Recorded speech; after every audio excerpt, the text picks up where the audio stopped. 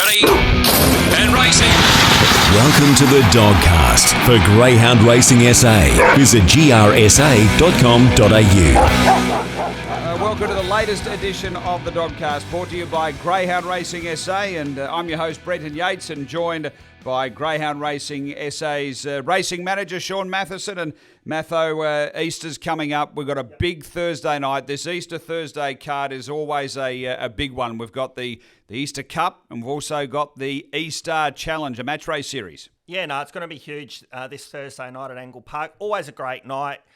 We've got these feature races, as you mentioned, match race and the 595 Cup race.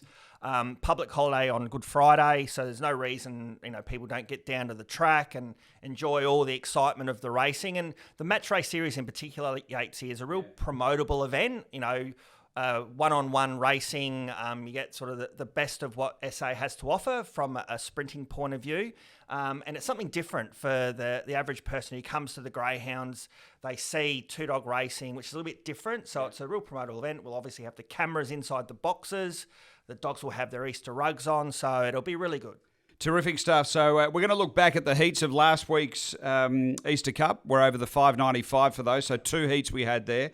Also, there's a bit of news going around the SA world, and particularly with the Mount Gambier Cup just around the corner. So I'll get you to tell us a bit about what's going on there. And of course, we'll dig right into these 4 match races that culminate in the overall EASTAR champion. All eyes will be on the Group 3 Mount Gambier Cup on Sunday, 14th of April. Sponsored by Cadillac Racing. Get trackside for exciting greyhound racing with live music, fantastic food and free kids entertainment. It's a great day out for the whole family. We'll see you at Tara Raceway, located on Lake Terrace East. Gates open 11 a.m. Head to mountgambiergreyhounds.com.au for more info. Don't chase your losses, walk away. Gamble responsibly. The Week in Review. Our Week in Review brought to you by the Fresh Pet Food Co. They're proud suppliers, of course, of fresh pet food for our GAP SA Greyhounds in the GAP prison programs, and they are based right here in SA. You can visit their website, freshpetfoodco.com.au for more information. Matho, last Thursday night, we had a couple of heats of the Easter Cup over the 595. It's culminated in our final, of course, on Thursday night, where, like wildfire, will be pretty hard to beat, I would imagine. But let's just recap how they all made their way through. Yeah, well, they were smallish fields for the middle distance feature last Thursday night, but our first heat, like wildfire, dominated the market. Took on the kennelmate Zipping Neutron, which was had a big ask with Zipping Neutron coming back from the Group 1 Galaxy in Perth and then racing on the Thursday night. But like wildfire, very professional, high-class greyhound. Was able to begin really well, actually, I think, for Like Wildfire. Whiskey led up, but at the winning post, Like Wildfire sort of put the power down and sort of ran to the front into the back straight. And I think you're sort of looking at that and going, okay, times and margins here. But Zipping Neutron sort of came out of the small field, chased really hard, and we know the class of him. And, he kept continuing to make ground on Like Wildfire, who did run away and ran a very fast time in, 34.16. Zipping Neutron never gave it up and was making some good ground late, but still was beaten almost 3 lengths. And Miss Artemis, I thought she ran a really nice race. She got back in the field. She does have some early speed normally, but she got back in the field and ran home late. But I think the top 2 just showed their class. Yeah, I think that first part you spoke about with Like Wildfire, that from the home turn the first time after box rise to heading out of the straight, that power in the home straight to really move up, take over, and then dart away will be something to look for in the final as well. Zipping Neutron, I agree, stuck on really well. Second heat, second of the 2 heats. Now, Magical Mystic able to poke up, lead and win. There was good support for Triumph, and they got in a real tangle heading out of the straight. It wanted to chop down to the rail and caught the other fancied run, a Dash of Blue. Yeah, absolutely. The box draw, played a bit of a role here with Magical Mystique. She drew 1. She was able to poke up and lead, and I think that was the key to her to winning. At the winning post, there was that bit of a jam up with all the other runners with Dash of Blue and Triumph. I think Triumph wanting to get to the rail, Dash of Blue caught in the middle, and really affected both of their chances, really. Balloon Boy ran to second, and Triumph and Dash of Blue were sort of out the back trying to make ground. While all that was happening, Magical Mystique she was sort of off and gone, really. She ran 34.50, won by 2.5 lengths, and did a good job in winning. Balone Boy stuck on really well for Adrian Chevalier, and Triumph got going late, grabbed third on the line, just ahead of Aquila. Dash of Blue, unfortunately, was sort of injured, probably in that incident, having just a couple of weeks off. But yeah, I mean, I think the box draw helped. Magical Mystique avoided that little bit of trouble. Did think Triumph's run was still pretty good after finding that bit of trouble, and has qualified in the final. Yeah, and as I said, there was really good money. It sort of halved its opening quote, so it was very, very well supported. Given the inside pair, like Dash of Blue, Magical Mystic were fancies in the market. Mate, Thursday night, obviously we've got big action here at headquarters, but obviously in Melbourne, Ben Rawlings with Peaky Boo in the final of the launching pad, drawn box 1, has come up $7.50 in the tab fixed market. Obviously a nice winner at the first look there, and then I thought was a really nice second. I thought it was maybe even a better run than the win. Just the way it had to negotiate around the first bend and then really put the foot down and put a challenge on down the back. I thought it was a strong effort, and gee, Ben's got a great chance there Thursday. Yeah, definitely. I agree with you. I think he was Peaky Boo was impressive first up in winning the heat. Yeah. But almost a better run in the semi-final, because at the winning post the first time, it looked like Peaky Boo was going to get crowded right out of it. Yeah. Was able to find a way through into the back straight. It was intelligence, wasn't it? Yeah. Like field sense to just duck back inside that trouble that was on the outside and got to run through. Considering Peaky Boo's only had, 11, 12 starts, not much racing, and to have that sort of race experience, I think it's really good going forward in the future. But manoeuvred through the field and ran home well to grab second. And I think that was a terrific performance. The time was reasonably comparable to what Peaky Boo ran in the heat. It's going to have to go a bit quicker in the final, but has drawn 1, as you mentioned. Perfect draw. Main challenge. Is there a bit of a worry about it wanting to get off just a fraction on the first turn? Like the 2 races I've seen there, it sort of does look to be one greyhound off around that first bend, and I'm just wondering if that creates any issue for it. Yeah, probably. I mean, I think we've seen that with Peaky Boo here in the limited racing that Peaky Boo's had, that wants to get off a little bit. But I mean, you take box 1, I suppose, in 150,000 to the winner Group 2 final any day of the week, and I think the main challenges are 2 and 3, or main dogs in the market, are just drawn straight outside. So hopefully Peaky Boo might get a bit of cover early, and who knows what happens late in the race. I just think is in with a great chance of performing really well for SA and for the Rawlings team, and good on them for, they won the ticket through by winning the SA race here and have progressed through to the final. So good on them for taking the challenge on, and hopefully they get nicely rewarded. What about other news, Matho? We've got the Mount Gambier Cup just a couple of weeks away. Sunday, the 14th of April, I think it is, the big feature down in the southeast. Yep, 14th of April is the Group 3 final. The heats will be on Sunday the 7th. Yep. So not that far away at all. Expecting a really strong lineup of heats down there at the Mount. You're going to get those interstaters coming across the border, the locals, and you're going to get some good SA Metro dogs. I think that Hana Rico, by winning the Murray Bridge Cup, qualifies for the bonus opportunity. Qualifies for the bonus if can progress through the heats into the final, win the final. Like there's 10 grand there up as an extra. So I know they're going to take that challenge on, which will be really exciting for the club to have a dog like that competing. I mean, very rarely do they not have competitive heats for this series. Like the last 3 or 4 years has been extraordinary, the strength of the fields. They draw some terrific greyhounds from all over, and definitely from Victoria as well. They who knows what they'll get. They can get some top liners there, but even the sort of second string, the Country Cups dogs that come across. Yeah. And anyone who's been looking at the Mount Gambier fields in the last month has seen the strength of those races over the 500 metres, that it's going to be really good down there. So the 7th of April for the heats, culminating with the final, Group 3 final, on the 14th of April. And they have a really good supporting program as well on that day. So hopefully they get a nice weather and they get a good turnout. Oh, terrific stuff. Anything else you need to touch on, Matho, or does that cover us? Well, straight after the Mount Gambier Cup final, on the Thursday back here at Angle Park, we have heats of the Anniversary Cup. Yes.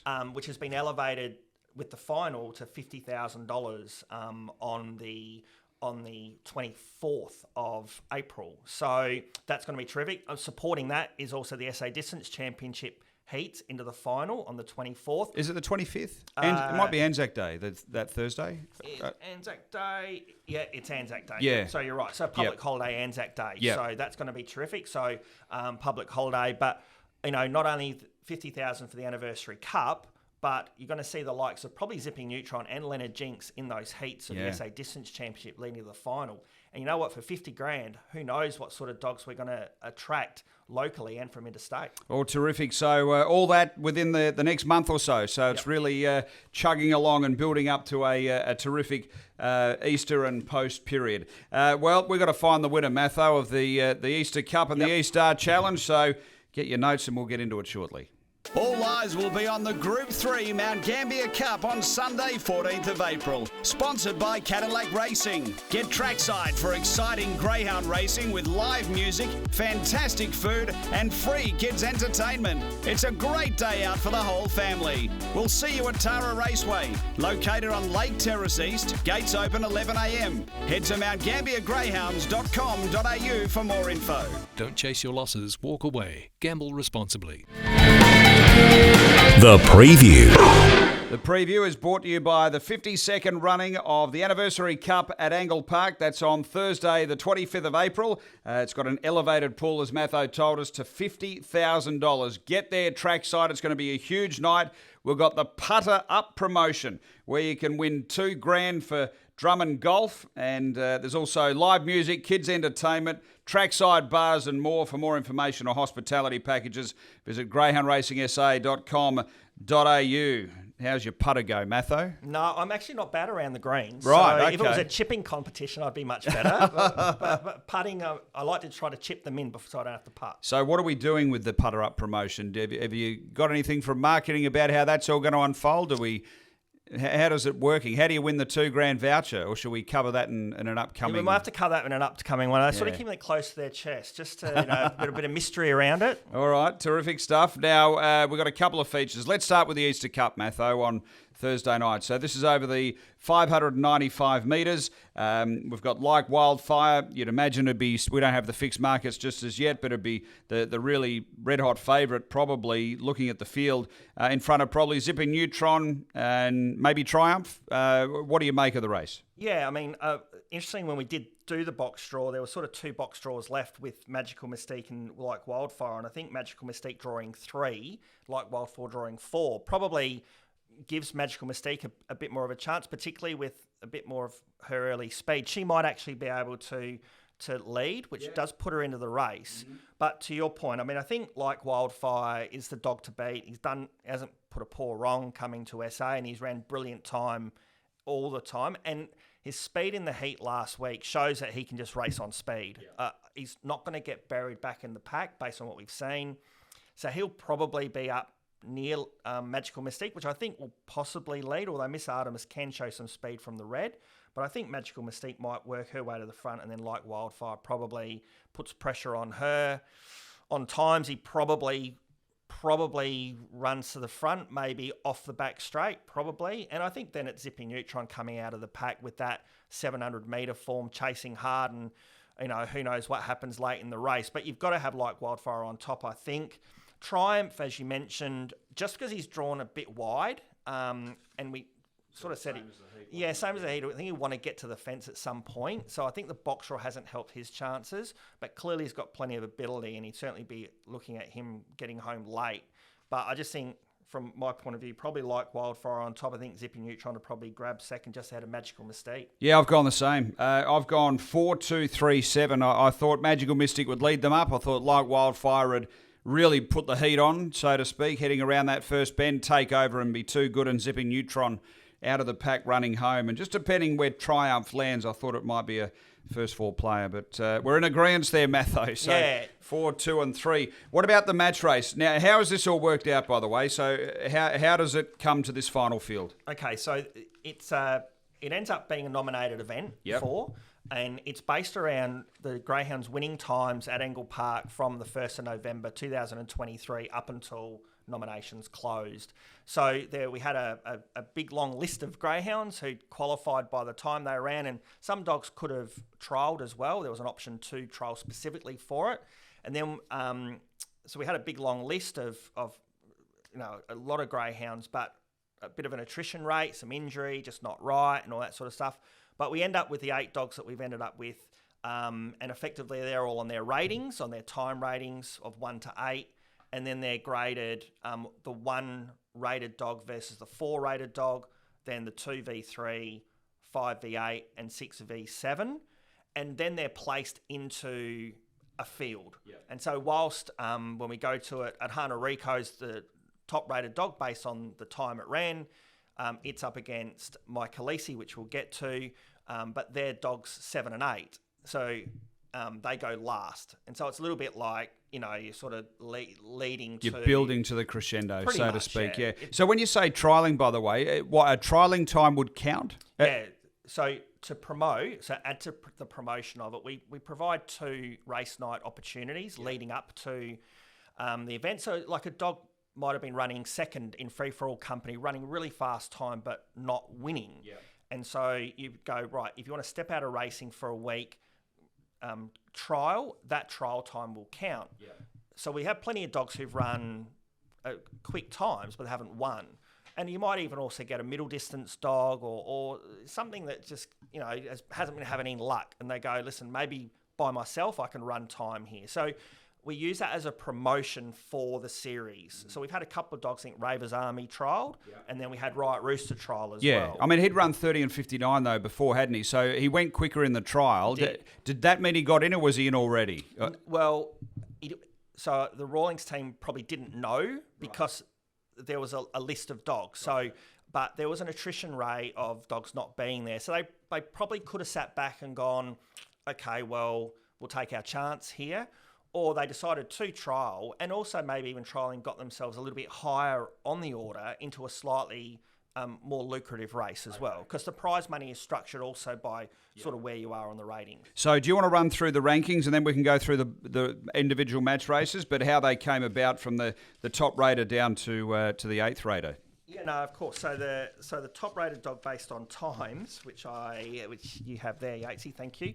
So at Hana Rico was the fastest qualifier and what was nominated. Yes. So running 30.27, 2 was Victor Marley, 3 Riot Rooster, 4 My Khaleesi, 5 Woodside Johnny, 6 Doonan, 7 Fantastic Ada, 8 Whiskey Soda at 30.69, and then the reserves Texas Air and Springvale Maddie. So they're all structured based on their winning times. Yep. And so 1 to 8. And then we went, okay, so it's the 1 dog at Hana Rico versus the 4 dog My Khaleesi, which is all written out in the rules. And that's the matchup. And then once we then decide that's how it's placed in the 8 dog field.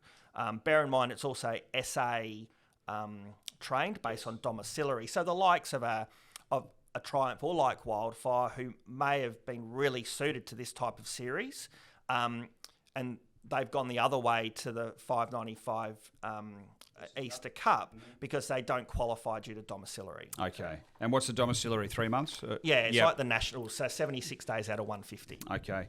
All right. Well, let's get stuck into it, Matho. So we've got the first of the match races. It's going to be Doonan up against Fantastic Ada. What do you think here? Well, I mean, so Doonan's got the inside, which I think where Doonan wants to be, and Fantastic Ada comes out of box 3, the outside. Again, I think that's where Fantastic Ada wants to be. I think the 2 dog lineup suits Fantastic Ada and drawn the outside. I think it really suits her down to the ground. Doonan's been in good form, but in Masters company, and probably hasn't run the time that he ran when he first came to SA, when he was in some of the open company races and the likes of that. So I think just on times, I think Fantastic Ada probably has the edge, but both of these dogs have drawn exactly where they want to be, I feel. Yeah, true. And Fantastic Ada loves that space, which is going to get from the 3 and obviously nothing outside, but it's that acceleration around the first turn heading to the back that I like about Fantastic Ada. So, look, I agree. I think it will be the one taking out the first of them. Next is Whiskey Soda up against Woodside Johnny. Tell me about this pairing. Well, so Whiskey Soda, again, probably for Steve Coates, she likes the inside, again, where she wants to be. And Woodside Johnny, a dog with plenty of ability, only still a grade 6 greyhound, but has run some fast time. But he wants room as well, and he wants the less dogs in the race, probably the better for him too. So suits him down to the ground. Whiskey Soda has the experience and she's drawn where she wants to be. But again, I think just on times, I think Woodside Johnny can give her a bit of a start, and I think he can probably run over the top of her, although he wouldn't want to give Whiskey Soda too much of a lead out because she does have middle distance form as well, and she's a strong campaigner. But I'd probably be leaning to Woodside Johnny because it really does suit him. It's a really interesting training move by Steve Coates with Whiskey Soda because didn't have a run for nearly 3 weeks, and that was from the sprint. Then stepped up, obviously, on Monday night to the 595 metres, and now is quickly on the back up Thursday night to the shorter sprint. So it's a really interesting method that Stephen's used with the qualification here. Yeah, I think with, and I've got to give a shout out to all of our trainers who nominated for this series. Yeah. Some of it might not have necessarily been on their radar, and opportunities come for them to get into the series. Gotcha. So for Steve, he's supported the series. Yeah. I don't necessarily think this was necessarily his plan. Look, I don't mind it, by the way, because you know I'm a big fitness indicator, and to me, she's going to get a lovely kick in fitness off that Monday night run into this on a quick backup. So I don't mind the play, but I think Woodside Johnny has probably got the better top-end talent with clear room, so I'm going to lean that way, but it should be an intriguing little race. Yeah. I think the one for me that I'm looking forward to the most is the next one, which is Victor Marley up against Riot Rooster. Yeah. So Victor Marley, obviously we saw bounce back into some really nice winning form last start, and Riot Rooster coming through, as we spoke about earlier, that trial. It was interesting to note he was up nearly a kilo on his race weight to that trial, so that might just give him a nice little trim up heading into this as well. Yeah, no, I think, as you mentioned, probably the most interesting, probably going to be the most competitive, of the 4 matches. I think on draw again, I think both of them would actually like to have drawn the outside. I think Riot Rooster likes a bit of room, and I also think Victor Marley likes a bit of room. But I mean, it's in a 2-dog race. Victor Marley probably has the early speed edge here. She probably leads. But I think Riot Rooster, that trial was quite impressive. 30.51 actually went quicker than what Victor Marley did in the race. Victor Marley had to work pretty hard from wide on the track to get the lead. But from then, she had it pretty easy in front. And she went 30.65 and he went 30.51. So I think if Riot Rooster sits on Victor Marley does have a tendency to roll a little bit away from the rail. I think the run might be there, and I just think if Riot Rooster's close enough, I'm probably leaning to Riot Rooster just to poke up the inside and probably win by a nose as well. It's a step up for him here, isn't it? Like, he's been coming through the age races and then some easier grade 5 and 6, and if you're ever going to move into the open grade, it's sort of, this isn't a bad little spot for him where you've only got head-to-head with one. I mean, he's won the same amount of races as Victor Marley. They both won 9 races. He only had 11 starts. So it's an extraordinary strike rate that he's been able to produce. And look, he's a winner. He just sort of knows how to get it done. So it's track and trip, by the way, that I'm talking about, the 9 of 11. He's had 14 runs overall. But here at Angle Park, he's had 9 wins from 11 goes over this track and trip. So I'm going to go with Victor Marley because I felt it was a big bounce last run and back to some of its better racing, but I think it's going to be a terrific race. And it wouldn't surprise me to see the EASTAR winner come out of that particular heat. I think they'll run time in that one for sure. I think both of them will run time that could possibly put them in the top 3 overall for sure. Final one, we've got at Hana Rico, the top raider up against Mike Khaleesi. Mike Khaleesi's drawn the inside. Yeah, I mean, I think when it came out, I suppose whoever was drawing at Hana Rico is probably always going to have a bit of a big ask for sure. But Mike Khaleesi's drawn the inside. Again, I think Mike Khaleesi suited to the inside, and I think Mike Khaleesi can probably lead initially. Having said that, Hana Rico did show some good speed in that Murray Bridge Cup, which was surprising, I think, which put him right on pace and virtually allowed him to dominate the race. But I just think on what we know at Angle Park, I think Mike Khaleesi leads. I think at some point at Hana Rico is probably going to go past Mike Khaleesi, probably around the outside. But at Hana Rico is a dog that does like to stick to the inside, and we saw it. We're talking different classes, but Where's Poppy is beaten at Hana Rico when Where's Poppy has led, and at Hana Rico, but they're going really fast, so it's really hard to go past Where's Poppy. I'm not absolutely saying Mike Khaleesi in that same category. But what I'm saying is Michael Easey's going to be in front, and if she sticks to the rail, Adhana Rico's probably going to just take some time to go past. That might have an effect not so much on winning the match, but have an effect on the overall time. What did you think? Look, Adhana Rico, to me, would win the match race with Mike Khaleesi. Look, you're right. It was a bit like, it was sort of like, wow, I'm in front, like in that Murray Bridge Cup final, was able to work over and get to the lead sort of just going into that first bend. Chapel Road chased home pretty well, I thought, into second, but he held on well. He's going to have, I think he's better getting out after something, and I think that's what's going to happen here. Mike Khaleesi in front, he'll have the chance to sort of run out after him, run out after her, and get over the top. So, look, I've got him on top, and I do have him on top for the series, but that previous match race has really got me intrigued with Victor Marley and Riot Rooster, that the winner could come from that one too. What do you think coming to the last match race, if we're sort of thinking the Victor Marley Riot Rooster race will go fast, what time do you reckon they'll post? What time do you think that Adhana Rico will then post? Okay, so what we're looking at is their personal bests. Yeah. You know, so Victor Marley at its top end goes 30 mid.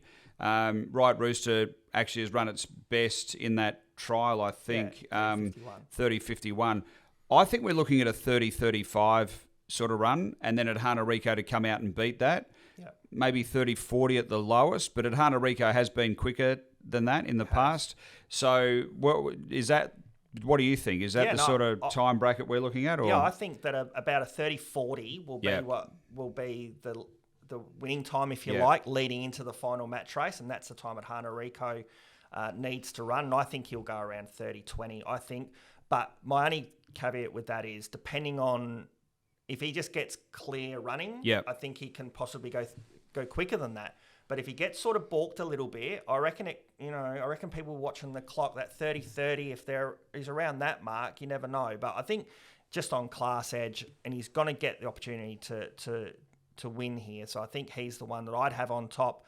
And then I think the place getters do come from that third match race. Both, I'd have Riot Rooster second, because I think Riot Rooster will win just ahead of Victor Marley. All right, I've gone the other way. Adhana Rico from Victor Marley and Riot Rooster. Yep. All right, what about a best bet, mate, for Thursday night? The big EASTAR Cup or the EASTAR Cup and the EASTAR Match Race Challenge Series. Yeah, wonderful night's racing. Really strong card of racing. So I do like race 9.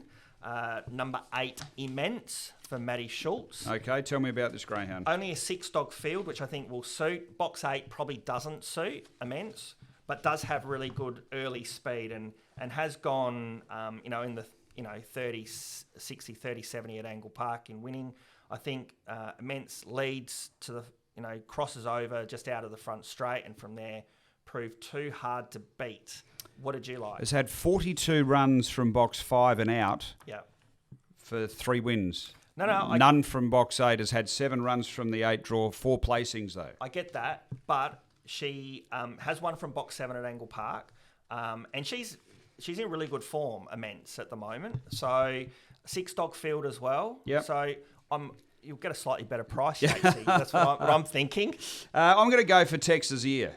This is a greyhound who was nominated just reserve at what ended up being for the match race series. Yep. Goes out to the 5.95 here, which I do like him at. He was able to go to Gawler last run and get the job done after a couple of runs that were maybe just a bit below par at Angle Park, and bounces back up to that 5.95 metre race. I think has got a terrific chance in that particular event. So I'm going to go race 7, number 4, Texas Ear. Yeah, I mean, that's a really good race, by the way. The sort of, not consolation in the Easter Cup, but a really nice 5.95. All right, well, mate, that's us done. You'll be out there with the bunny ears and the Easter eggs for us on Thursday night. It's I really love the night. I've obviously loved the promotional aspect of the match race series, Easter, and also the vision that we provide. I mean, it's sort of, we're the only state in Australia who has accomplished the inside the boxes camera stuff. Yep. Which, again, I think is a really good insight to what the dogs do. Really looking forward to it. No reason anyone shouldn't get out there. There'll be plenty of activities going on. And the racing's going to be wonderful. Yeah, and get there early too, because the match race is early. So it's early on in the program. It's not as though it's a race 8 sort of scenario. It's early on in the program. So get there early and don't miss it. It's race 3, and there's 4 races in one as well. They're about 10-minute gaps, aren't they? That. Yeah. So it's really quick. It goes really quick. And so it's race 3, 7:19, I think is the first of that. Yep. And we also moved the EASTAR Cup, the 595 feature, to race 6. Yep. Because it does stretch out the night with the EASTAR Match Racing. So rather than being race 8 around 9:30, if you've got kids or stuff like that, you want to go home after the feature, but it's around 8:45, the race 6. I think that's a good move. All right, Matho, good stuff. We'll see you there Thursday night.